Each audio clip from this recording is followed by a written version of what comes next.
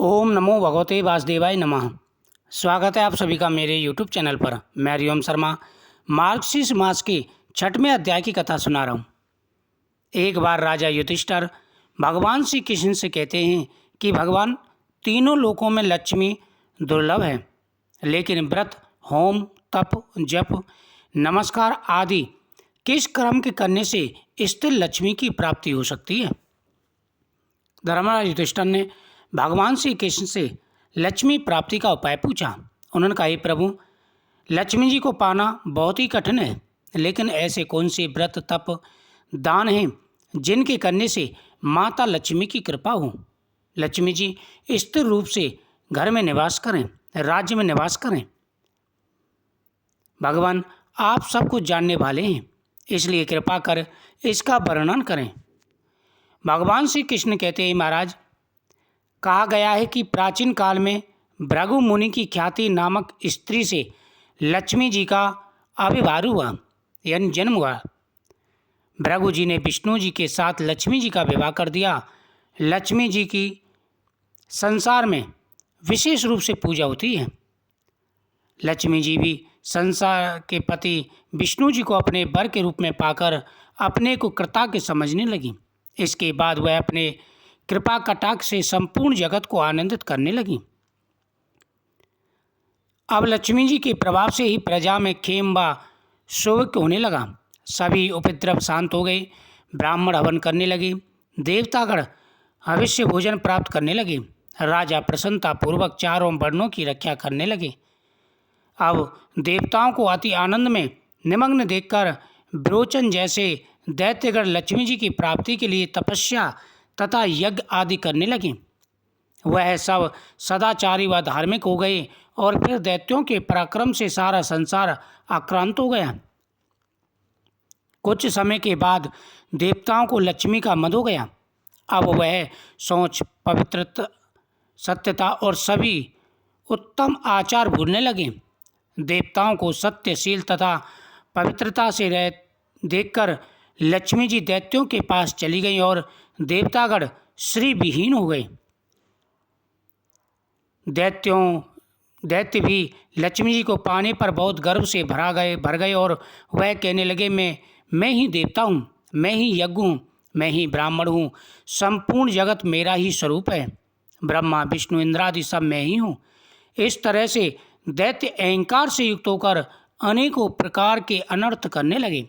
हे राजन, पहले देवताओं को मद हुआ जिससे वह श्रीहीन हो गए, फिर दैत्यों को मद हुआ, उनके भी आचरण गलत होने लगे। शास्त्रों में कहा गया है कि जिसके पास लक्ष्मी जी आती हैं वह हर प्रकार का सुख और वैभव प्राप्त करता है, लेकिन उसको अवमान नहीं करना चाहिए। जब व्यक्ति के अंदर अवमान आ जाए तो वह उसके पतन का कारण होता है। इसलिए विशेष रूप से ध्यान रखें और भूल करके भी अवमान ना करें। अब अहंकार से मति भ्रष्ट दैत्यों की भी यह दशा देख लक्ष्मी जी व्याकुल हो क्षीर सागर में चली गईं। क्षीर सागर में लक्ष्मी जी के प्रवेश करने से तीनों लोग श्री विहीन होने से नितेज हो गए। अब देवराज इंद्र ने अपने गुरु बृहस्पति से पूछा, महाराज, कोई ऐसा व्रत व अनुष्ठान बताएं जिसके करने से पुनः स्थिर लक्ष्मी की प्राप्ति हो। इंद्रराज की बात सुनकर बृहस्पति जी कहने लगे, हे देवेंद्र, मैं आपको अत्यंत गोपनीय श्री पंचमी व्रत का विधान बतलाता हूँ। मार्गशीर्ष मास में जो व्यक्ति माता लक्ष्मी की पूजा करते हैं, श्री पंचमी का व्रत करते हैं, माता लक्ष्मी उन पर प्रसन्न रहती हैं, जिसे करने से आपका अभिष्ट सिद्ध होगा। ऐसा कहकर देवगुरु बृहस्पति ने देवराज इंद्र को श्री पंचमी का व्रत करने की सारी विधि बतलाई। बृहस्पति जी के कहे अनुसार इंद्र ने इस व्रत का विधि पूर्वक आचरण किया।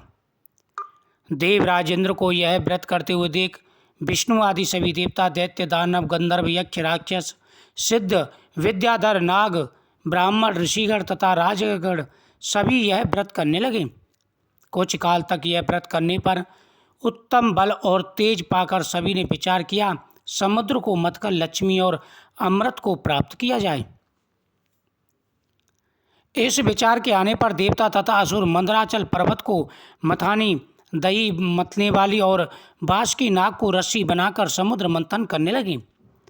मंथन करने पर सबसे पहले शीतल किरणों वाले उज्ज्वल चंद्रमा प्रकट हुए। उसके बाद देवी लक्ष्मी प्रकट होती हैं। लक्ष्मी जी की कृपा कटाक्ष को पाकर सभी देवता और दैत्य परम आनंदित होते हैं। भगवान विष्णु ने इस श्री पंचमी का व्रत किया था, जिसके परिणाम से देवी लक्ष्मी ने भगवान विष्णु के वक्ष स्थल का आश्रय ग्रहण किया।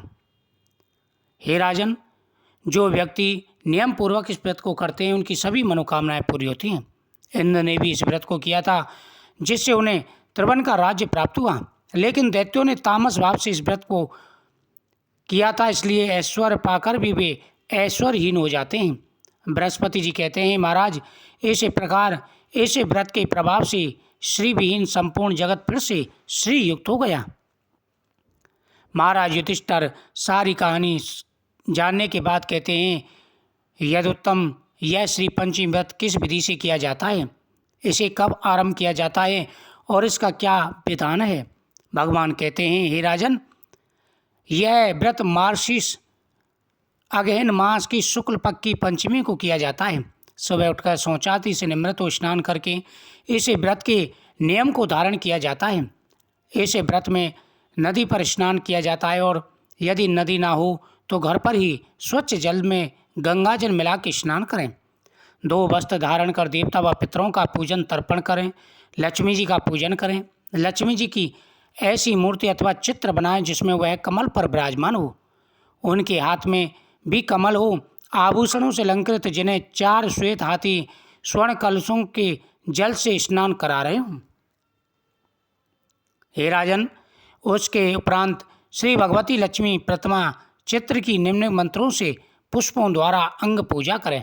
ओम चपलाय नमः पादो पूजामि, ओम चंचलाय नमः जानुनि पूजामि, ओम कमलवासने नमः कट पूजामि, ओम ख्यात्ते नमः नाभि पूजामि, ओम मनुत्वासने नमः स्तन पूजामि, ओम ललिताय नमः भुजं पूजामि, ओम उत्कंठे नमः कंठं पूजामि, ओम माधवे नमः मुखमंडलं पूजामि, ओम श्री नमः शिरं पूजामि। उपरोक्त मंत्र से पैर से लेकर सिर तक पूजा करें। प्रत्येक अंग की पूजा करते हुए अनेक प्रकार के अंकुरित धान्य व फल नैवेद्य के रूप में अर्पित करें। इसके बाद पुष्प व कुकुम आदि द्वारा सुवासिनी स्त्रियों का पूजन कर उन्हें मधुर भोजन कराएं, फिर उन्हें प्रणाम कर विदा करें। 1 सेर चावल घी से भरा बर्तन ब्राह्मण को देकर माता का ध्यान करें। इस प्रकार से पूजन करने के बाद मौन होकर स्वयं को भोजन करें। प्रति माह यह व्रत करें और श्री लक्ष्मी, कमला, संपत, रमा, नारायणी, पद्मा, घृति, स्थिति, पुष्टि, सिद्धि, रिद्धि, इन 12 नामों से क्रमशः 12 महीनों में भगवती लक्ष्मी की पूजा कर पूजन के अंत में प्रियताम का उच्चारण करें। इस प्रकार से 12 महीने की पंचमी को वस्त्र का मंडप बनाकर गंध व पुष्पों से उसे अलंकृत कर उसके मध्य सैया पर उपकरण सहित लक्ष्मी जी की मूर्ति स्थापित करें और फिर दान करें। इस प्रकार से श्री लक्ष्मी का पूजन करने से सभी मनोरथ पूरे हो जाते हैं। मुझे उम्मीद है आपको ये जानकारी बहुत ही अच्छी लगी होगी। वीडियो को शेयर करें, चैनल को सब्सक्राइब करें, बगल में बेल आइकन बटन को दबाएं, कमेंट में श्री माँ लक्ष्मी नमः जरूर लिखें।